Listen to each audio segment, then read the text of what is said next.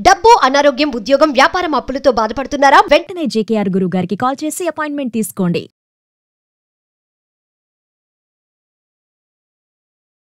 Suman TV ప్రేక్షకులకు నమస్కారం. నేను ఉదయశ్రీ. ప్రెజెంట్ మనతో ఉన్నారు కేరళ జ్యోతిష్యం బ్రహ్మశ్రీ డాక్టర్ జేకేఆర్ గారు. ఆస్ట్రాలజీ, మంత్రశాస్త్రం, law of attraction, life skills and money coach. ఎటువంటి డేట్ ఆఫ్ బర్త్ లేని వారికి హస్త సాముద్రిక ద్వారా ప్రశ్న శాస్త్రం, మంత్రశాస్త్రం, పుట్టుమచ్చల శాస్త్రం ద్వారా చెప్పగలిగే బహుముఖ ప్రజ్ఞాశాలి. ఆయనతో మాట్లాడదాం. నమస్తే అండి, వెల్కమ్ టు అవర్ స్టూడియో. నమస్కారం. సరే, కన్యా రాశి వారికి ఈ జూలై నెలలో ఎలా ఉండబోతోంది? జూలై నెలలో ప్రథమంలో వీరికి చాలా అద్భుతంగా ఉంది. పాజిటివ్ గా ఉంటారు. ఎందుకనంటే వీరికి కొంతకాలంగా కొన్ని పనులు ఆగిపోయి ఆ పనులు ఈ మాసంలో నెరవేర్చుకోవాలని చాలా కుతూహలంతో ఉంటారు. అవి కొంత పోస్ట్ పోన్ అయ్యే అవకాశాలు ఉన్నాయి. కానీ వీరు ప్రథమంలో మాత్రం ఆ పనులు నేను నెరవేర్చుకోగలను అనే ఒక దృఢ సంకల్పంతోనే ఉంటారు వాస్తవానికి. కానీ కొంత డిలే అయ్యే అవకాశాలు ఉన్నాయి. కానీ ఈ మాసాంతంలో మాత్రం ఆ పనులు వీరికి సానుకూలంగా జరిగే అవకాశాలు కనపడతా ఉన్నాయి. కాకపోతే దూర ప్రయాణాలు ఎక్కువగా చేయాల్సి వస్తుంది. ఆ పనుల గురించి 1-4 సార్లు ఎక్కువగా వీరికి భారంగా మారుతుంది. ఎక్కువ సార్లు తిరగవలసిన పరిస్థితి వస్తూ ఉంటుంది. దీంతో వీరు ఒక్కోసారి విసుగు చెందుతూ ఉంటారు. అంటే చిన్నదానికి పెద్దానికి విసుగు వస్తూ ఉంటుంది. కోపం, ఇరిటేషన్ ఎక్కువ తెచ్చుకుంటూ ఉంటారు. ఈ చిరాకులో ఇంట్లో భార్యతో కానీ భర్త కానీ ఎవరైతే ఈ కన్యా రాశి వారు ఉంటారో వారు ఎదుటి వారిని తెలియకుండా కొంత తోలనాడే పరిస్థితి ఉంటుంది. అంటే ఆ చికాకులో కావాలని మాట్లాడరు, కానీ ఆ చికాకులో కొంత కోపంతో, ఇరిటేషన్తో మాట్లాడుతూ ఉంటారు. దానివల్ల అక్కర్లేని విభేదాలు సృష్టించుకుంటారు. వీరు తెలియకుండానే, కావాలని కాకుండానే గ్రహాల అనుకూలత లేదు కాబట్టి వీరికి కుటుంబంలో కొంత కలహాలు వస్తాయి. అలాగే కుటుంబ సభ్యులు, తల్లిదండ్రులతో కూడా కొంత మాట పట్టింపులు వచ్చే అవకాశాలు ఎక్కువగా ఉన్నాయి. అలాగే వీరు ఏదైతే చేస్తున్నారో వ్యాపారంలో కష్టానికి తగ్గ ఫలితం అయితే కనపడతా ఉంటుంది, కానీ అధిక ఖర్చులు అవుతూ ఉంటాయి. అంటే రాబడి కన్నా ఖర్చు అధికంగా ఉంటుంది.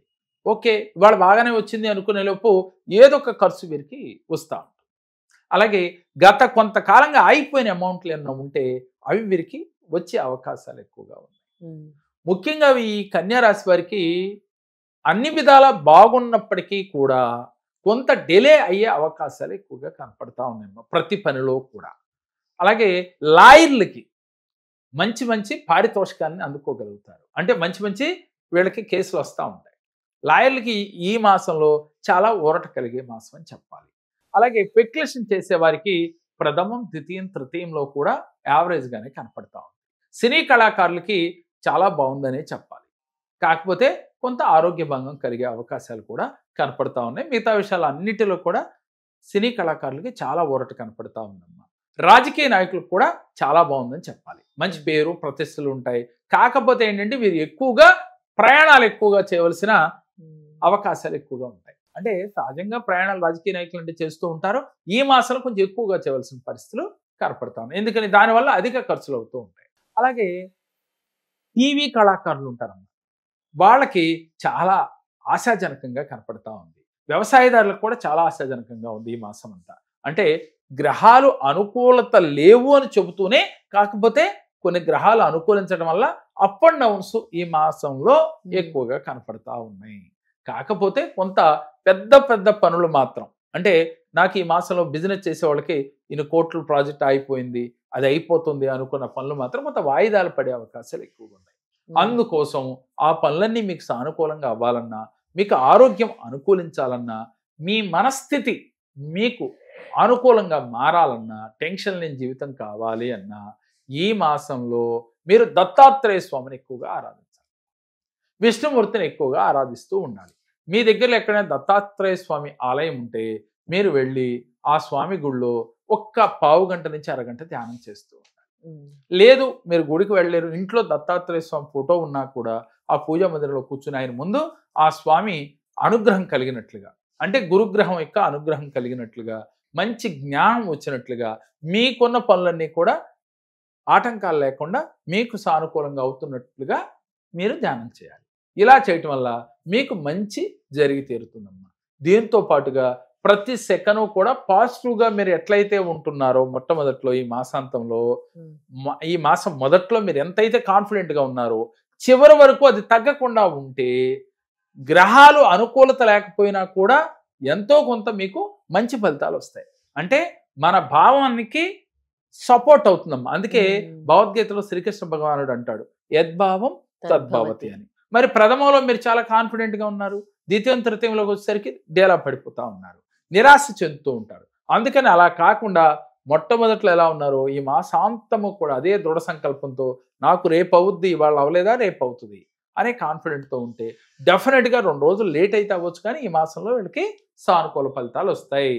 ముఖ్యంగా ఈ గోచారిత్య ఫలితాలు మాకు జరగటం లేదు, ఇది నిజమా కాదా అని సందేహం వలదు. జన్మ జాతకంలో మీకు 100కి 90% ఫలితాలు వస్తాయి, 99% కూడా ఫలితాలు మనం చెప్పుకోవచ్చు. ఈ గోచారిత్య ఫలితాలు అందరికీ సంబంధించి చెప్పాయి కాబట్టి జన్మ జాతకంలో ఎవరైతే సమస్యలు ఫేస్ చేస్తున్నారో కన్యా రాశి వారు ఒక్కసారి ఈ కేరళ జ్యోతిషాన్ని సందర్శించినట్లయితే వారి జీవితంలో ఎందుకు ఈ సమస్యలు వచ్చినాయి, దాని నుంచి ఎలా బయటపడాలి, ఏం చెయ్యాలి అనేది పూర్తిగా వివరించి వారిని ఆ సమస్య నుంచి బయటికి తీసుకురావచ్చమ్మా. ముఖ్యంగా ఎంతో పెద్ద పెద్ద కార్యాలు, అంటే అది డబ్బు సంబంధించవచ్చు, ఫైనాన్షియల్ గా కావచ్చు, అనారోగ్య సమస్యలు కావచ్చు, అలాగే మానసిక ఒత్తిడికి గురవుతున్న వారు కావచ్చు, ఒక్కసారి సందర్శిస్తే టోటల్ గా సమస్యల నుంచి బయటకు వచ్చే యొక్క రెమెడీస్ మీకు ఇచ్చి మీతో ఆచరింపజేసి ఆ మెడిటేషన్స్ ఏం చేయాలి, ఎలా చేయాలి అనేది మీకు సవినయంగా వివరించి మీ చేత చేయించి ఆ సమస్య నుంచి బయటకు వచ్చేట్టు చేయటమే మా ఉద్దేశం తల్లి. కాబట్టి ఎవరైతే సమస్యతో ఉన్నారో స్క్రీన్ పైన స్కోవతల నెంబర్కి కాల్ చేస్తే మరిన్ని వివరాలు తెలియజేస్తారు. కన్యా రాశి వారు ఈ రెమెడీ చేసి అయినా మీ సమస్యలు తీరట్లేదు అనుకుంటే ఒక్కసారి కేరళ జ్యోతిషాన్ని సందర్శించి చూడండి. ధన్యవాదాలు గురుగారు. నమస్కారం.